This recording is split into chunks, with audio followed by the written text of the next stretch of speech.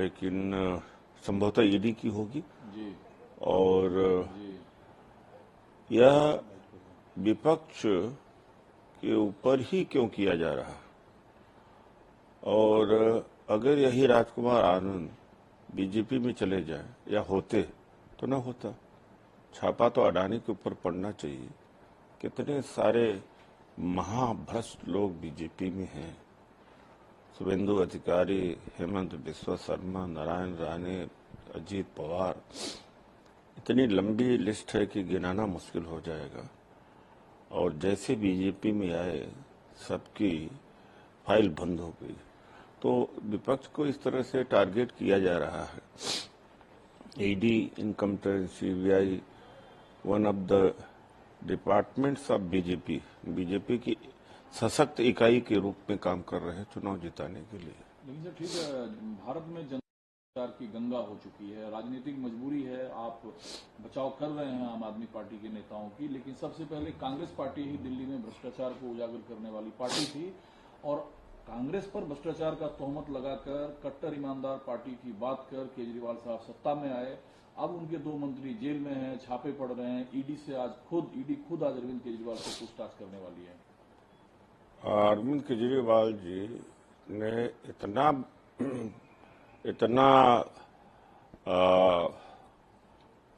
कहते हैं कि गैर जिम्मेदाराना या बिना प्रमाण के आरोप लगाया कि शीला दीक्षित की सरकार भ्रष्ट है, वो शीला दीक्षित को आते जेल भेजूंगा, कोयला के व्यापारियों को जेल भेजा जाएगा। शीला दीक्षित जी के खिलाफ एक एफआईआर भी नहीं दर्ज कर पाया। एक तरह से जैसे करनी वैसी भरनी भी हो रही है इनके साथ। इन्होंने तो भ्रष्टाचार किया है। हमारे पूर्व अध्यक्ष अनिल चौधरी ने तो मामला ही उठाया था सबसे पहले कि शराब में बहुत बड़ा घोटाला है। तो इस तरह से इनका चरित्र रहा है। लेकिन मेरा यह कहना है कि क्यों जो बीजेपी के साथ नहीं है उन्हीं के ऊपर क्यों छापा पड़ा। जो बीजेपी के साथ वहां भ्रष्ट पड़े हुए हैं, चाहे अधिकारी हों चाहे नेता हों, उनके वो तो बिल्कुल शुचिता वाले हैं, स्वच्छ हैं और कोई इंक्वायरी तक नहीं हो रही है। मेरा यह कहने का मतलब है ना, झूठ बोल करके गलत भ्रष्टाचार का आरोप लगा करके अरविंद केजरीवाल जी सत्ता में आए हैं और कांग्रेस को बेदखल किया था। ठीक है, दूसरा सवाल सर ये है कि नड्डा ने यह दावा किया कि आज जब पूछताछ के लिए ईडी दफ्तर जाएंगे मुख्यमंत्री तो उनकी गिरफ्तारी हो सकता है। लगता है जैसे सारा चीज उन्हें पहले से पता है, गिरफ्तारी हो सकती है, आगे ईडी क्या करेगी, पीछे ईडी क्या करेगी। इतनी ठोस जानकारी कैसे राघव चड्ढा उनकी पार्टी के पास होता है? उनके अपने सूत्र होंगे। वो तो जासूसी में माहिर थे और सिसोदिया का एक खिलाफ एक मामला जासूसी का भी है। और दूसरी बात कहते थे कि चुप्पे से टेप कर लो, जो भी भ्रष्टाचारी होगा उसके खिलाफ कार्रवाई करी जाएगी। पंजाब में, दिल्ली में खूब शोर मचाया और जनता गदगद भी हुई। 2-4 अधिकारी भी भ्रष्टाचार में आज तक पकड़े नहीं गए। ठीक है, इंडिया पार्टी को चोर, बेईमान और भ्रष्टाचारी अरविंद केजरीवाल साहब ने कहा था। अब वही राघव चड्ढा कह रहे हैं कि इंडिया ब्लॉक 7 के साथ सिर्फ दिल्ली में जीतने वाली है, इसलिए केजरीवाल साहब को टारगेट किया जा रहा है। मतलब अब इंडिया ब्लॉक के पर्दे के आड़ में छिपना चाहते हैं वो। ये तो सबका ये सबसे आगे निकल गए। बड़ी जल्दी इनको सत्ता में आने के लिए जो भी कुछ करना हो, झूठ करना हो और नाटक करना हो, वो करने में लगे। उसका दुष्परिणाम सामने आ रहा है। मैं दिल्ली में अभी तमाम कॉलोनियों में गया और घूमा तो शीला दीक्षित जी के समय जो विकास कार्य हुआ था वैसा ही हुआ है। न स्कूलों में कोई परिवर्तन, न कोई नया निर्माण, न कोई कहते हैं फ्लाईओवर ब्रिज, न सड़कें मरम्मत हुई हैं और रास्ते इतने खराब हैं। कोई हमें लगा ही नहीं परिवर्तन की।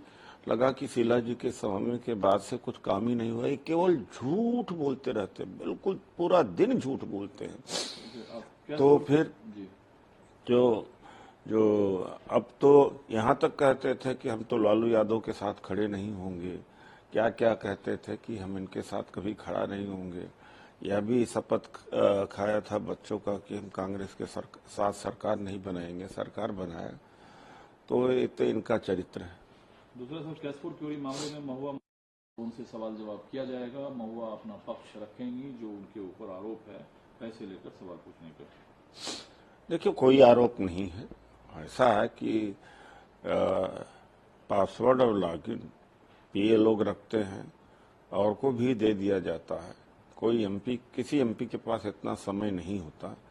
मैं भी एमपी रहा हूं और हर सब्जेक्ट का मास्टरी करने अगर बैठ जाए एमपी, जो सवाल बनता है, तो फिर तो क्षेत्र का विकास ही नहीं कर सकता, पार्लियामेंट नहीं पहुंच सकता। बड़ा अध्ययन करने की जरूरत होती है। तो कोई एक्सपर्ट लोग होते हैं, कई बार गुड फेथ में शेयर भी कर दिया जा सकता है। तो इसमें तो ऐसा कुछ बात तो नहीं है। इन्होंने तो पूरा देसी का मोबाइल पर पेगासस लगाया, तो देश की सुरक्षा तो इनके हाथ में खतरे में पड़ी थी। दूसरा सर, एक चुनावी रैली कि तालिबानी मानसिकता को कुचलने का काम गाजा में इजराइल कर रहा है। एक तरीके से इजरायली जो एक्शन है उसको उन्होंने तालिबानी मानसिकता को कुचलने की दिशा में एक अच्छी पहल बताया। तो क्या वो अब केंद्र सरकार के विदेश नीति के विरोध में है क्या? योगी मोदी लड़ाई है क्या? आप फॉरेन मिनिस्ट्री का जो बयान आया कि शांति बहाल होना चाहिए, दूसरी बात है कि पैलेस्टाइन की जो स्वायत्ता है उसका रिस्पेक्ट किया जाना चाहिए। अपने पूर्वज नेता अटल बिहारी वाजपेयी ने कहा था कि पैलेस्टाइन की जमीन को इजराइल को खाली करना पड़ेगा। अभी यूनाइटेड नेशंस में भारत क्यों नहीं गया फिर अमेरिका के साथ में? तो ये तो दो मुंह वाले हैं, तीन मुंह वाले हैं, चार मुंह वाले हैं। इसमें भी हिंदू मुसलमान खोज रहे हैं, जबकि अपनी फॉरेन पॉलिसी देख लें, यूएन में जो अभी स्टैंड लिया है उसको देख लें। यूएन में फिर वोटिंग का बहिष्कार क्यों किया इन्होंने?